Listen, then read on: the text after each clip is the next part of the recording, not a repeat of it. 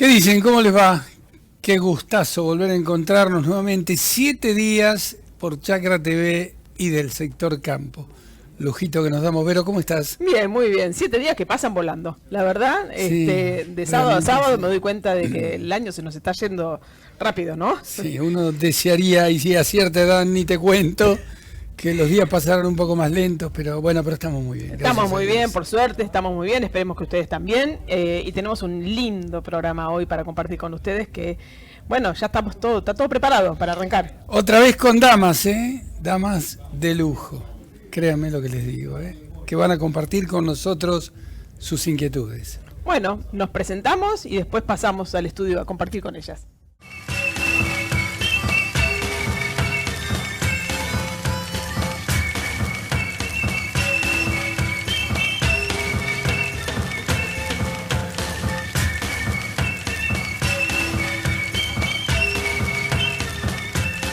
Nos acompañan hoy en Del Sector Campo, Luciana Pedernera. Nació en Olavarría y tiene 25 años. Es técnica en producción agropecuaria. Comenzó a estudiar licenciatura en Tecnología de los Alimentos en la Facultad de Ingeniería, UNICEN, pero a mitad de año se pasó al periodismo, carrera que cursa en la actualidad. En 2018 comenzó a escribir historias de mujeres rurales para la facultad y de allí surgió el ensayo llamado Mujeres Rurales, separadas por los kilómetros, hermanadas por el arraigo. Integra el espacio Mujeres Rurales en Red y como tal es convocada a los conversatorios de la Facultad de Agronomía de Azul y participa activamente en encuentros con otras instituciones que hacen a la vida rural. Se define como paciente e insistente. Y Luisina Gregorin, nacida en Olavarría, es productora rural en la zona de Sierra Chica. Es docente de nivel inicial en el Jardín 906 de Sierra Chica. Coordina proyectos educativos regionales e internacionales para comunidades urbanas y rurales. Uno de ellos es Conectados por la Historia. También es miembro del proyecto Mujeres Rurales en Red y mamá de Sabrina, de 8 años. Se define como emprendedora y perseverante. Y lo prometido, aquí nos encontramos con estas niñas con nombres muy parecidos. Qué cosa de la vida, ¿no? ¿Viste? Bueno, pero bueno, yo me animo a decirlo, es Luciana y Luisina. ¿Me equivoco? No, así es. Bueno, bienvenidas, muchas gracias por venir desde Olavarría, la verdad es que es un placer tenerlas acá. Alfredo, vos las conociste en su lugar y tuviste esta idea de invitarlas. La casualidad de estar en un remate de Hacienda y encontrarnos con dos niñas que hacían algo similar y que es realmente muy interesante. Porque esto nace de un movimiento de mujeres rurales. ¿Cómo es que se llaman ustedes? Es un grupo, me gusta decirle grupo de mujeres rurales que bueno, en algún momento, más precisamente en la pandemia, se encontró y decidió andar el camino en conjunto, ¿no? Para cuidar, para trabajar por la ruralidad de nuestra zona. Vos sabés que a veces me parece muy importante lo que vos vas aclarando y comenzás a contarnos, porque si no empiezan a mezclarse estas cosas del feminismo y todo lo demás, y no tienen nada que ver. Charlando con ustedes, después lo van a contar, pero no tienen nada que ver porque apuntan a otro lado, ¿no? Sí, la idea es construir y acompañar a quienes habitan la ruralidad. Lu la vive, yo la viví de pequeña, me tocó vivir en el campo. Y ahora de grande la elegí a la distancia porque trabajo en la ciudad, pero elegí acompañar a las ruralidades que de alguna manera necesitan herramientas, necesitan mejorar en temas de salud, en temas de educación, generar algunas conexiones y por ahí, bueno, por ahí entra el equipo en estos horizontes, ¿no?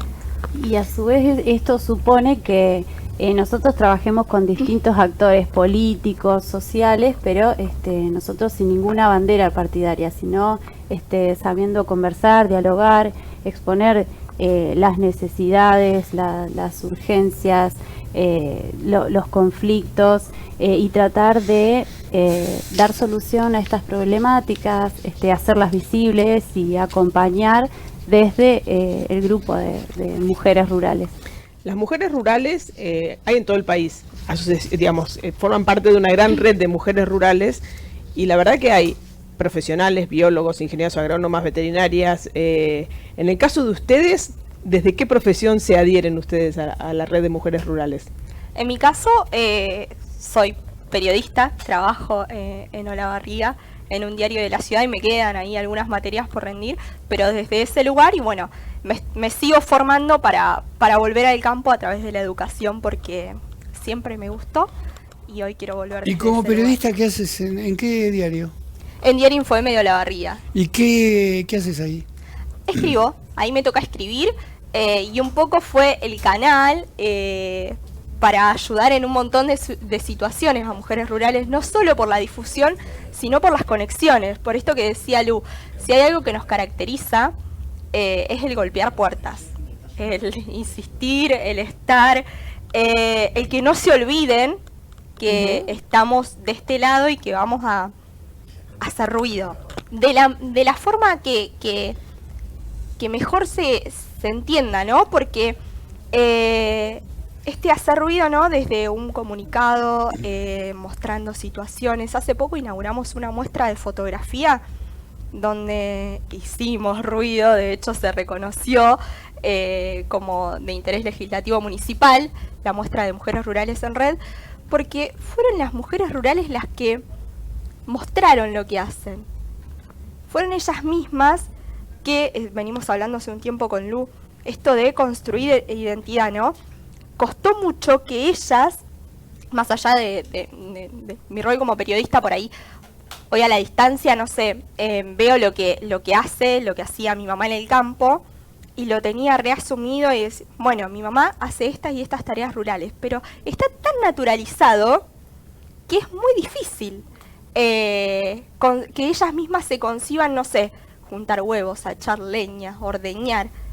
Es una tarea más de lo habitual. Es parte. Y vos digamos, sos docente y también productora agropecuaria. ¿Cómo es ese doble rol? Y bueno, es el día a día, imprime mucha energía, es también que yo soy curiosa y trato de ir eligiendo lo que me gusta.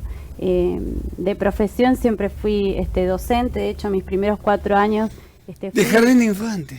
Sí, docente de jardín de infantes. Y mis primeros 4 años fue en un jardín rural.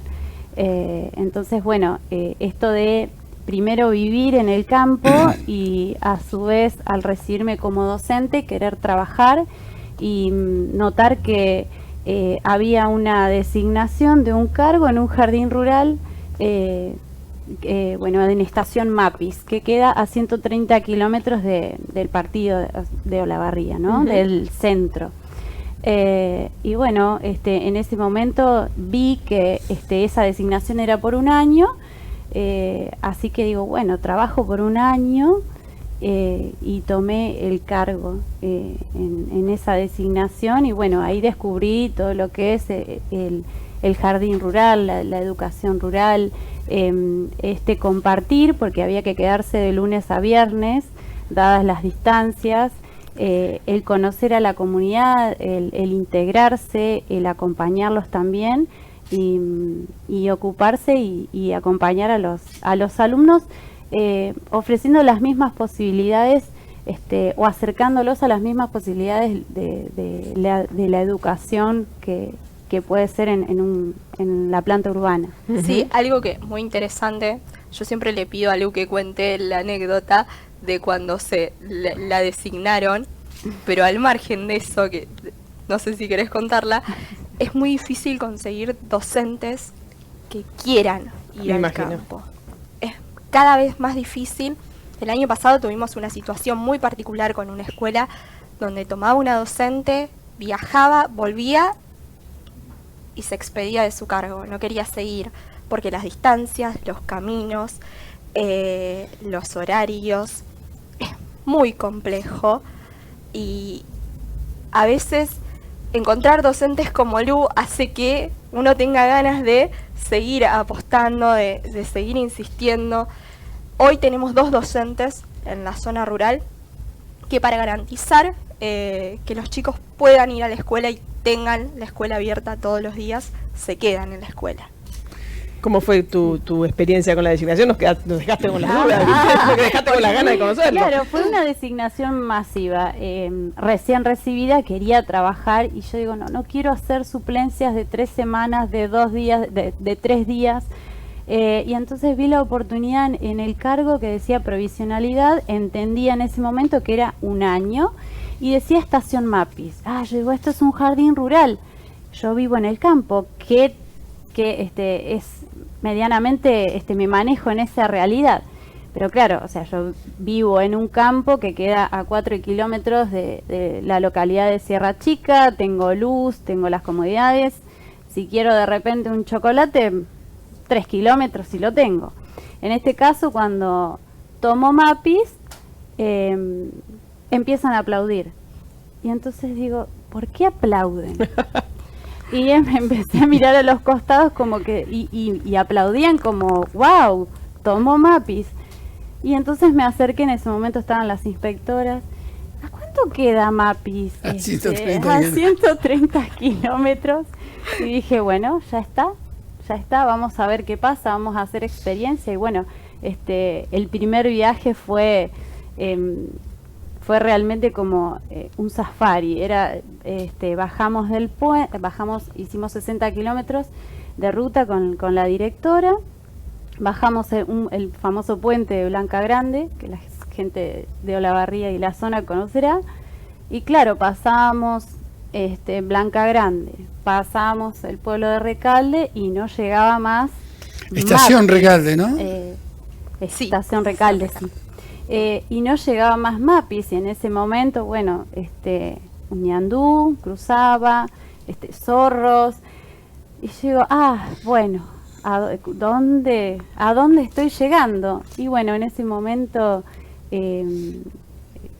veo el techo rojo, que no lo olvido más, decía Escuela 35, José Lamas, y se veía a lo lejos la estación. Y bueno, empecé a preguntar, bueno, ¿hay almacén acá? Yo digo, claro, no. Y yo me había llevado un bolso, una taza para el desayuno, galletitas y no mucho más. Y bueno, de a poquito hay muchas anécdotas, pero la comunidad me fue ayudando también, las docentes. Y me fue gustando, y bueno, fue 1 año, fue 2 años, fue 3 años y llegué a 4 años y bueno, después titularicé el cargo, pero esos 4 años fueron de mucho aprendizaje, de descubrir mi vocación como docente desde esa forma, compartir proyectos, compartirlos con las familias, desarrollarlos con ellos, que todos tengan conocimiento de lo que hacemos. Que más allá de la sorpresa de hacer un viaje, por ejemplo, una anécdota muy linda fue la realización de un viaje en tren a Sierra de la Ventana, con las familias y toda la comunidad educativa de la escuela y del jardín, en un proyecto que se desprendía de la celebración de los 100 años de MAPIS y de la construcción de la estación de trenes, en las que se logró la realización de un museo en donde con mi compañera Silvana Arnaudo, que es la directora que actualmente está, decidimos que ellos tenían que ser los protagonistas ahí. Entonces, ¿quiénes son ellos, los chicos? Ellos, los chicos, los alumnos tanto de primaria como de inicial, recibían a las personas en el museo y ellos hacían la recorrida. Ay, qué lindo. No, una cosa. Sí. Es muy emotivo todo esto porque uno lo vive cuando recorre y va a otros lugares y comparte con amigos que a lo mejor tienen campo. Y hubo algunos que me dijeron, nosotros estamos luchando por el tema del presentismo. ¿Qué quiere decir? Y no tenemos chicos. Y si no tenemos 15, nos cierran el colegio. Claro, y si no tenemos, después otro te dice, no, si no tenemos 5. Entonces escuchás algunas historias y vos decís, pero ¿cómo puede ser esto? Y es así, por eso es muy valioso lo que vos estás contando, más que nada, aunque suene grotesca la palabra, para desasnar a un montón de habitantes de este bendito país que no tienen idea cómo funciona. Y acá tenés un ejemplo de cómo funciona el tema de la educación en nuestro país, ¿no? Sí, valiosísimo. Sobre todo lo imagino yo en las escuelas rurales, donde es el único espacio donde los chicos pueden encontrarse con otros pares. Porque si uno está en una ciudad, en un pueblo, está en las plazas, está, digamos, la familia cerca, es como que los chicos tienen más posibilidades de socializar con sus pares. Pero imagino que en la ruralidad ese debe ser un punto muy importante, ¿no? Tenemos que hacer una pausa, nos están pidiendo, y en un ratito seguimos charlando con ustedes, con Lu y con Lu. Qué fácil lo hiciste. Muy Muy bien. Volvemos enseguida entonces. Y estamos de vuelta, y con Lu y Lu, pasándola de película, ¿no, Vero? Sí, sí. Increíble. Podríamos pasar parte de lo que nos cuentan en las pausas. Tremendo, ¿no? Eso son historias, pero en fin. Que se conoce muy poco, ¿no? Porque hay mucha gente que está trabajando silenciosamente en los campos y con chicos. Tendríamos que volver un poco atrás, porque en realidad no son algunas mujeres, son muchísimas mujeres que tienen historias para contarnos y que a lo mejor no son docentes o no son periodistas. Son simplemente lo que mal decimos amas de casa y que tienen una tarea invalorable y que también se meten lamentablemente no muchas, se meten en las rurales, en los grupos. Así nació esto un poco también, ¿no? La queja nuestra de que en las rurales hay pocas mujeres y pocos jóvenes. Yo quisiera tener las rurales llenas de jóvenes y de mujeres, llenas. Pero se nos está dando, se nos está dando. Después me las tengo que bancar acá, que eso es lo peor. Pero bueno, también te banco a vos, también banco a mis hijas. Bueno, ¿qué va a hacer? Por suerte se están generando movimientos en todo el país de mujeres que no son políticas, que no buscan cuestiones ideales, que no es puro discurso, sino que todo lo contrario. Van haciendo acciones chiquitas en sus lugares, colaborando, reuniéndose, y por eso las invitamos hoy también para que nos cuenten estas historias chiquitas que hacen un montón. Mujeres Rurales ponen mucho hincapié en lo que es educación y cultura. Y tenés un par de ejemplos para contarnos de los que están haciendo ustedes en Olavarría. Sí, por ahí algo que nosotras tenemos como bandera, que tiene un poco que ver con estas cuestiones, ¿no? Que al no estar, si se quiere, involucradas en lo político partidario, hacen el camino más largo. Sí. Hay que aguantar otras cosas, cargar otras mochilas. Nosotras cuando nos reunimos en julio de 2020, una de las cuestiones que surgió en esa gran videollamada, porque nuestra primera reunión fue por videollamada, de hecho muy compleja, porque hablando de ruralidades y conexiones, otra deuda, ahí surgió que había 4 localidades, Recalde, Blanca Grande, Mapis e Iturregui, que no tenían médico. Opa. En plena pandemia, estamos hablando julio de 2020, no tenían un médico. En la salita, o sea, más de 100 kilómetros del centro de la ciudad no había un médico. Y dijimos, bueno, nosotras vamos a conseguir un médico. Y me acuerdo que Agustina Esquiros dice, chicas, pongámonos objetivos claros, trabajemos por eso y después seguimos. Bien, vamos a conseguir un médico. Anduvimos, cartas, llamados, golpear puertas, hacer conexiones, redes. Nosotras siempre hablamos de que para trabajar con mujeres rurales es necesario tender redes. Solas no podemos. Insistimos, llegamos a hacer una nota en un medio de La Plata, en Infocielo, y en enero de 2021 nos manda un mail a nosotras, un médico. En el medio hubo accidentes, unas cuestiones de salud de un niño, de una niña en una escuela, cuestiones difíciles que tuvimos que noticiar en los medios locales, insistir. En respuesta a eso venían comunicados de diferentes ramas, estamos trabajando, estamos tratando de conseguir. Bueno, en enero nos llega un mail. Yo cuando llega el mail en enero dije, ay, deben estar de vacaciones, no importa. Yo le escribo, me acuerdo que le escribí a Emilio Vitale, que es el encargado de las relaciones con la zona rural, los pueblos. Digo, Emilio, tenemos un médico. No se nos tiene que escapar porque él viene de La Plata y se quiere ir a Recalde. Quiere ir a vivir al campo. Y de ahí fue insistir.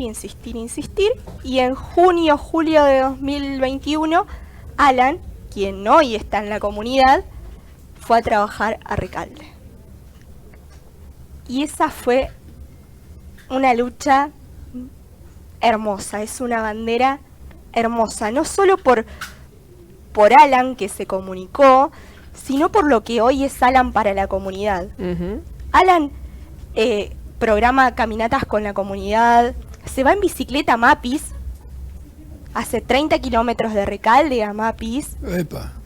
en bicicleta, vuelve. Hoy, por ejemplo, acompaña a los chicos del pueblo en los torneos de ping-pong, organiza rifas, acompaña en los viajes. Tenía que ser él. Tenía que ser él. Sí, ese lugar era para él. Tenía que ser él. Y la Qué verdad bárbaro. que con la crisis que hay hoy por hoy para conseguir médicos para las zonas rurales, porque incluso en la misma localidad, en la misma ciudad, perdón, hoy por hoy otras localidades tienen problemas. ¿Cómo se llama el médico de nombre de pila? Alan Gauna. Es como nuestro ángel, ahí llegó para... Claro, para pero muchos acompañar. estarán pensando también en ustedes, ¿no? Que son los ángeles que van abriendo las puertas de los jardines de infantes, del periodismo y de... Hay varios ángeles dando vueltas, sin duda alguna, ¿no? Qué bárbaro, ¿no?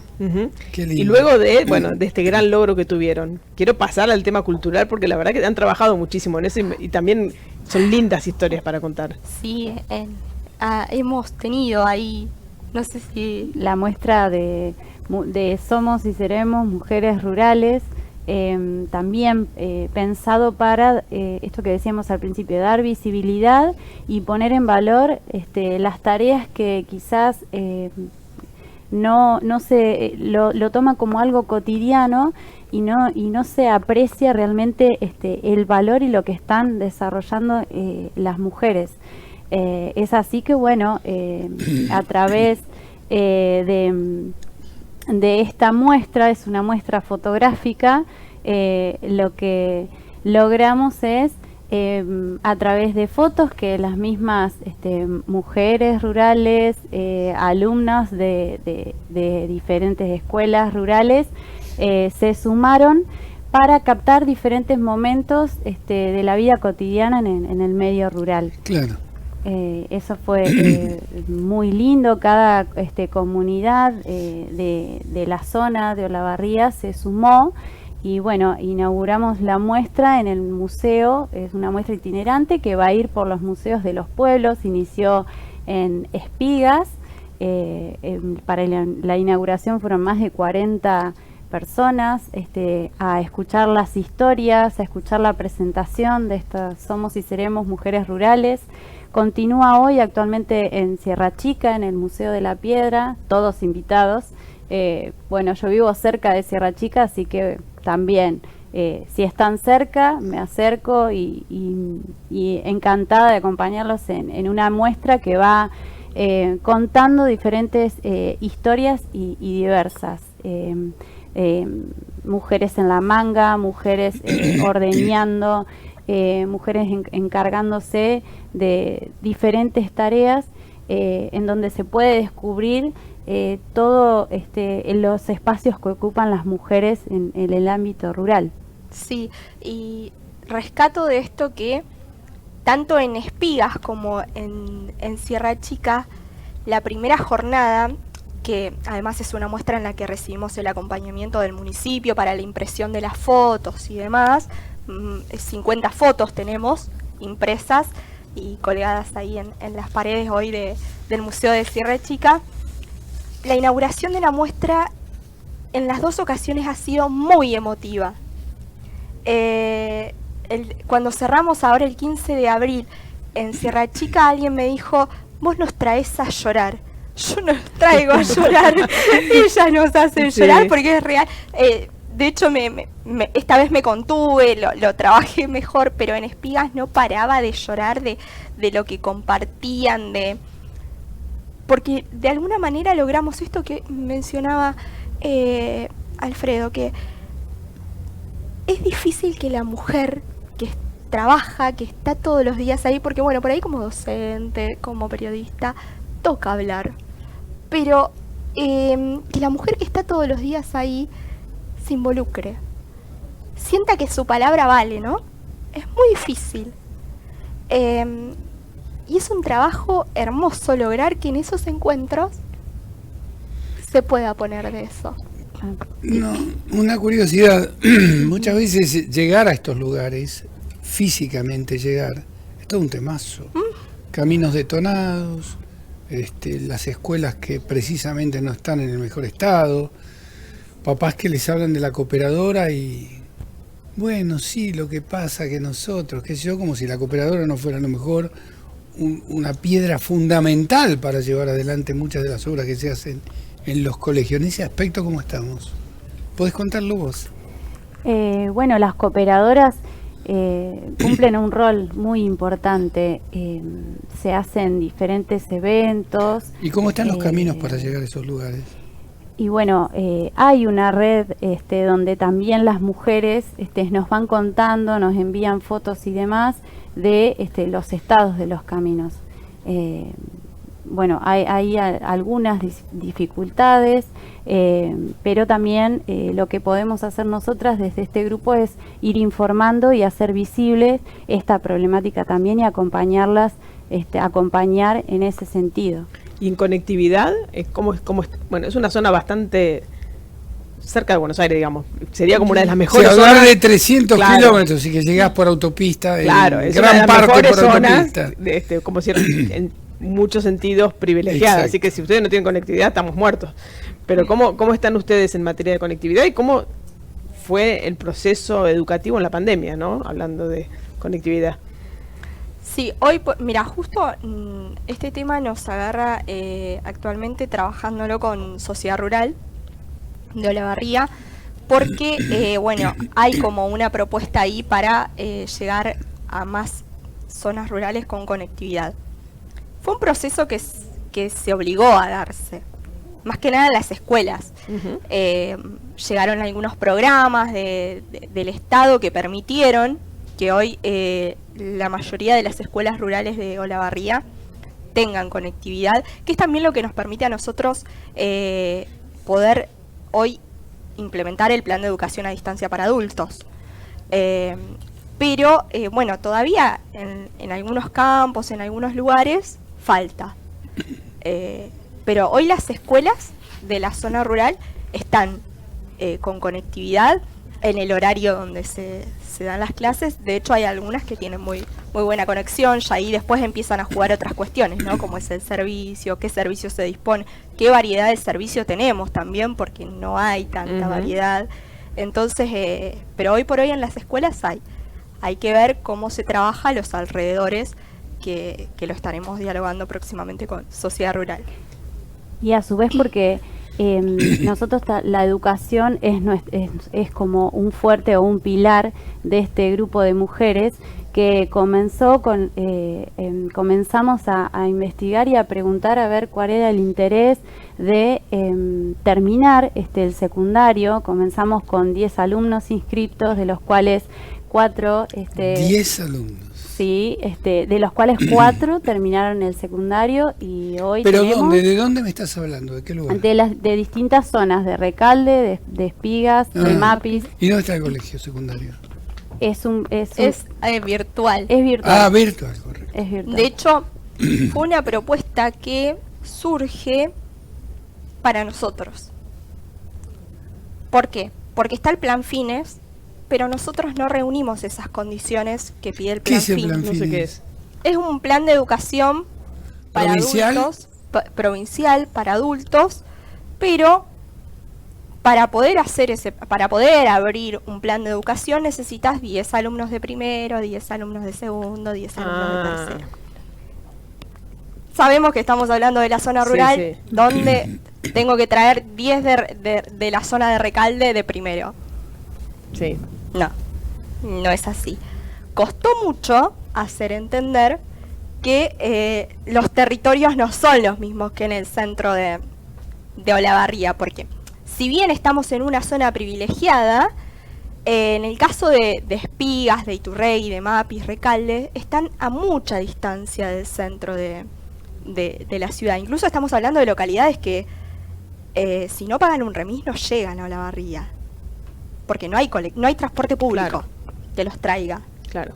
Incluso es algo que se ha intentado, que se ha luchado, pero es imposible por los costos que eso Claro. tiene también. Nadie se Ujú. quiere hacer cargo de esos costos. Pero volviendo a lo educativo, la demanda estaba, se planteó ahí una propuesta, y hoy por hoy quienes acceden al plan de educación a distancia lo hacen con asistencias virtuales. Tienen horarios de conexión en los que hacen las consultas con los docentes, que los docentes están en Olavarría. Es muy difícil conseguir que los docentes viajen porque viajarían por 1 hora, 2 horas, Claro. 120 kilómetros, A costo suyo. A costo probablemente. suyo. porque tampoco cobran ruralidad en Claro. ese caso. Qué bárbaro. Es muy complejo. Sí, ya me doy cuenta. De hecho, fue complejo el plan de educación a distancia, sigue siendo complejo por cosas que tampoco que ya no podemos atajar de alguna manera nosotras. ¿Por qué? Porque también hay que concebir al adulto como estudiante. O sea, uno tiene las ganas, pero sentarte después de venir de arriar vacas. Bien, me siento a leer. Es muy difícil. Y hay Sí, que acompañar seguro. ese proceso. Yo destaco en este camino del plan de educación a distancia que Lu decía, bueno, 10 el primer año, el segundo año tuvimos 40 el año pasado.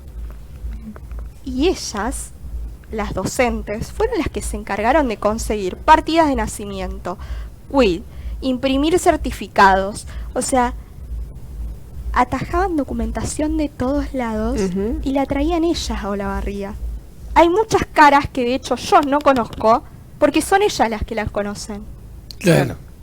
porque son sus chicos aparte. La verdadera importancia del docente, ¿no? Eso. Ahora me recuerda lo que eran los docentes para nosotros cuando éramos chicos. Muchas cosas se perdieron, gracias a Dios, algunas las estamos recuperando, ¿no? Algunas las estamos recuperando. Ujú.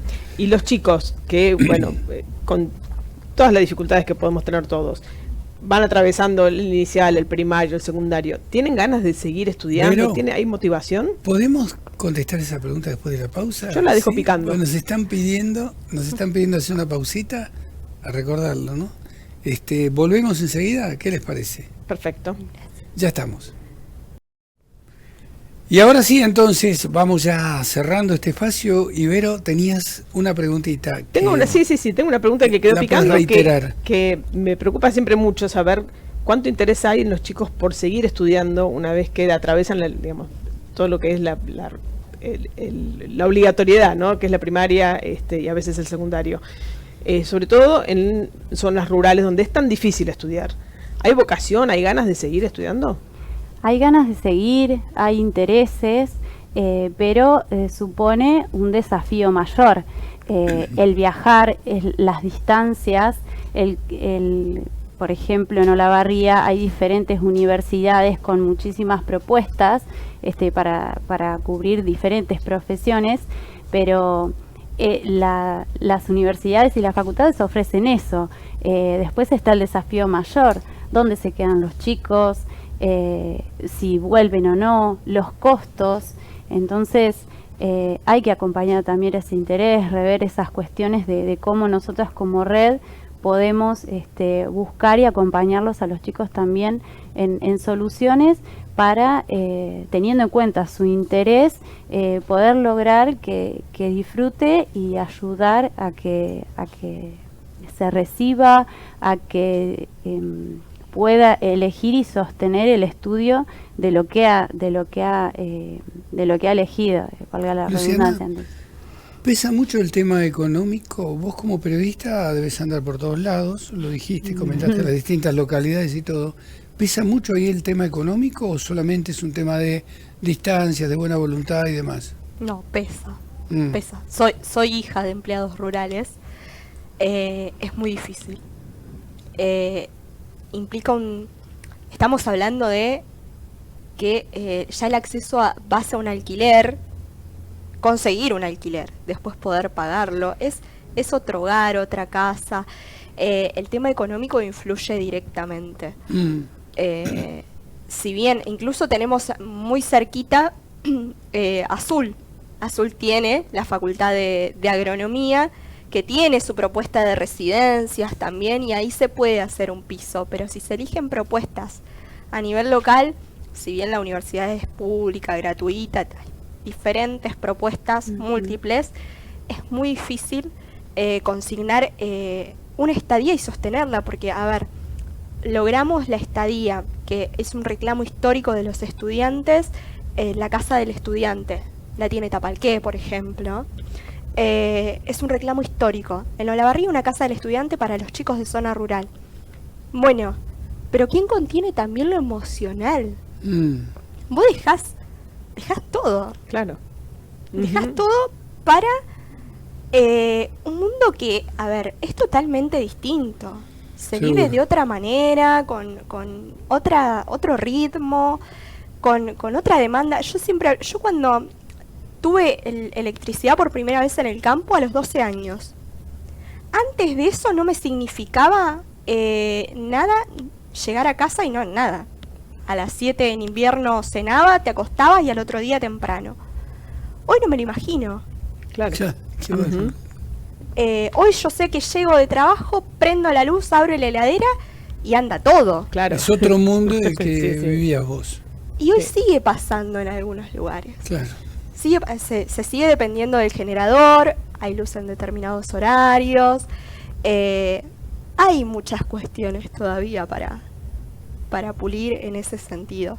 Bueno, y ahí estarán ustedes para seguir empujando y seguir Obvio. golpeando puertas y seguir mandando cartas Sí. y no dejar que Seguramente no nos equivocamos, no te equivocaste el día que saliste a buscar a estas niñas para que nos cuenten estas historias, ¿no? Realmente apasionante, da para un rato largo de charla, pero se nos fue el tiempo, ¿no? Así es. Así que gracias, mil gracias por haber venido, por compartir sus historias, sus vivencias. La verdad que nos encantó escucharlas. Sí, realmente riquísimo todo lo que nos contaron, muy lindo.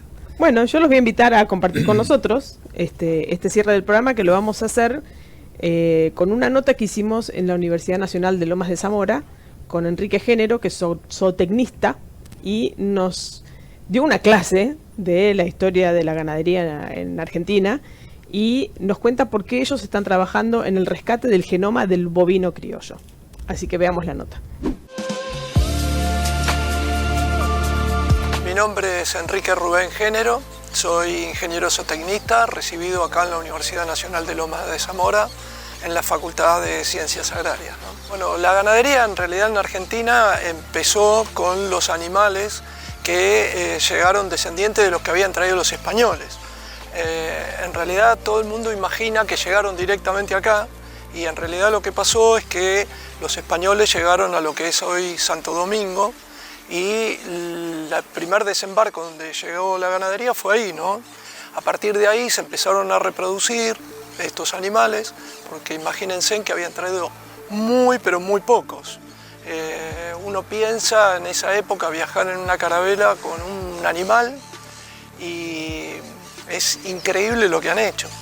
O sea, pensar en la comida que tenían que traer y el agua, consumo de agua.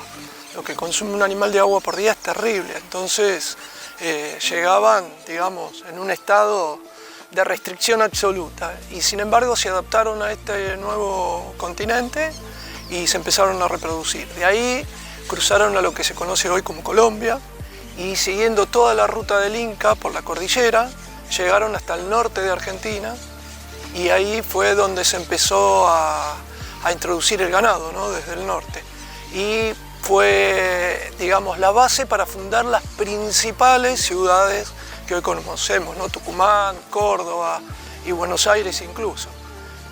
La primera fundación de Buenos Aires fracasó porque no tenían vacunos, ¿no? Básicamente de 1600, 1700, 1800, claro. ¿Qué es lo que iba pasando? Los registros eran lo mismo que pasó con los animales que salieron de España. Se conoce lo que salió, pero nunca lo que llegó realmente. Y acá la importancia de la carne en ese momento era para consumo en el momento, después se salaba y lo que tenía valor era el cuero. Entonces la ganadería era absolutamente extensiva. Claro, ahí después hubo unos cambios históricos que fueron los que produjeron este gran cambio en la ganadería y por lo tanto en lo que conocemos hoy, ¿no? Fue el uso del alambrado y la revolución industrial que produce el frigorífico y el barco a vapor. Esos hitos tecnológicos, llamémoslo de alguna manera, han producido un cambio fenomenal en la ganadería. Entonces se empieza a prestar atención al tipo de carne. No porque la carne del criollo en sí no fuera buena, porque era lo que consumíamos. O sea, nos alimentábamos con carne de criollo y tomábamos leche de criollo sin ningún problema y crecíamos bien y estábamos perfectos. Lo que sucedió es que por una cuestión comercial se empezaron a introducir razas inglesas. ¿Por qué? Porque teníamos un mercado que eran los ingleses, que estaban acostumbrados a un tipo de carne, que particularmente en ese momento era muy importante que tuvieran mucha grasa de cobertura para protegerla en el viaje de la carne congelada para que llegara en condiciones de ser consumida en Inglaterra. Entonces todo esto hace que se empiecen a utilizar reproductores de razas inglesas. En este primer momento toda la ganadería eran criollos, que ya estaban adaptados, que se desarrollaban normalmente. Lo primero que surge de este cruzamiento es que son animales media sangre, después se vuelven a aparear otra vez con raza británica y se logra 3/4 sangre y así hasta llegar al pedigree definitivo, ¿no? En 5 generaciones uno es como que absorbe la raza que había sido el pie de cría, la raza que dio origen a la ganadería argentina. Entonces, esto lo que produjo fue, hay un fenómeno genético que se llama heterosis, vigor híbrido, que es producto de los cruzamientos, sobre todo cuando las poblaciones tienen bastante distancia genética. Y bueno, toda esta mejora que se produce se la atribuyeron a las razas británicas y no se tomó en cuenta que el criollo también estaba aportando sus cosas y principalmente la fertilidad, la adaptabilidad y a veces uno cuesta imaginarse, pero llegaron muy pocos reproductores británicos, o sea que esto no fue de un día para el otro y durante muchísimo tiempo convivieron las dos, digamos, razas o varias razas, porque de Inglaterra llegaron principalmente Shorton, Angus y Hereford. Estas fueron las primeras razas que dieron origen a la ganadería que tenemos hoy, ¿no? La universidad ahora, en este momento, en realidad empezó hace más de 30 años, se tomó la tarea épica de recuperar el patrimonio ganadero argentino. Porque si nos ponemos a pensar con lo que yo conté de la historia, las vacas originales eran las criollas y este es nuestro patrimonio ganadero y cualquiera de los animales que están hoy en día seguro que algún gen de los criollos ancestrales tienen. La universidad creo que en sí ha tomado una tarea, yo creo que es la única en el mundo que tiene un proyecto que haya durado tantos años, que haya sostenido en el tiempo y que bueno, que nosotros estamos absolutamente convencidos que es un gran valor y que puede ayudar a mejorar muchísimo la ganadería nacional. Durante muchos años el bovino criollo fue como relegado a zonas marginales, no se lo tomó en cuenta y bueno, digamos, yo cuando estudié ni se hablaba del bovino criollo. Después, con este grupo de investigación que fueron profes míos, que en su momento empezaron este proyecto, han generado una nueva visión de lo que es la ganadería, de pensar en caracteres que se dejaron de tener en cuenta, porque uno piensa siempre en caracteres como el crecimiento, la conversión alimenticia y si uno piensa, hay caracteres que tienen que ver con la reproducción, que son caracteres absolutamente femeninos y que nunca se tuvieron en cuenta, ¿no?, en los planes de mejora y de selección. Un uso que se está dando y que muchos productores están adoptando, a pesar de que todavía no tenemos una información científica generada, ¿no?, que ahora después les voy a contar por qué no. yo tengo productores que nos compran semen de estos animales que nosotros tenemos, criollos patagónicos, y los están usando en cruzamiento. ¿Por qué? Porque esa vaca media sangre es muy buena madre, le presta mucha atención al ternero, lo cría muy bien, ese vigor híbrido se manifiesta ahí. Y los productores después a esa vaca media sangre le vuelven a dar servicio con una raza británica y forman ese cuarterón famoso e histórico, ¿no? que quedó de lado. Entonces hay muchas regiones en donde, teniendo la oportunidad, el criollo demuestra sus virtudes. Y bueno, a veces uno piensa y dice, bueno, ¿qué es lo que quiero mejorar? ¿Los kilos de carne por hectárea o los kilos de carne individual? Y bueno, esas son decisiones propias de cada productor, ¿no? Yo, para demostrar, y cuando hago un ensayo, lo tengo que hacer en el mismo lugar, con condiciones ambientales similares, y la universidad no tiene un campo propio, entonces estamos con convenios, con agrotécnicos, preparamos los animales para Palermo, pero nunca podemos llevar adelante un ensayo comparativo donde podamos decir, bueno, una raza pura engorda tanto, el criollo puro engorda tanto y el cruza engorda tanto y el vigor híbrido que tenemos es este. Entonces, claro, armar ese ensayo requiere superficie, tiempo y recursos. Pero no perdemos la esperanza y lo que estamos haciendo es trabajando, aunque sea con poca cantidad de datos y todo, y sumando productores a este proyecto, ¿no? Bueno, 500 años de historia de la ganadería resumidas en un bloquecito, lo mejor que se pudo, pero qué interesante, ¿no? Yo me había quedado muy impactado también con lo que nos contaron estas niñas que vinieron de Olavarría a también relatarnos sus historias y sus cosas. Muy lindo todo, ¿no? Muy lindo y muy tierno también todo esto de saber que la ganadería argentina fue de esa manera creada también. Qué importante el trabajo que se hace tan calladito, ¿no? En el campo. Importantísimo. Y nos vamos entonces, será si Dios quiere dentro de 7 días y a las 13 y por Chacra TV, obviamente, del sector campo.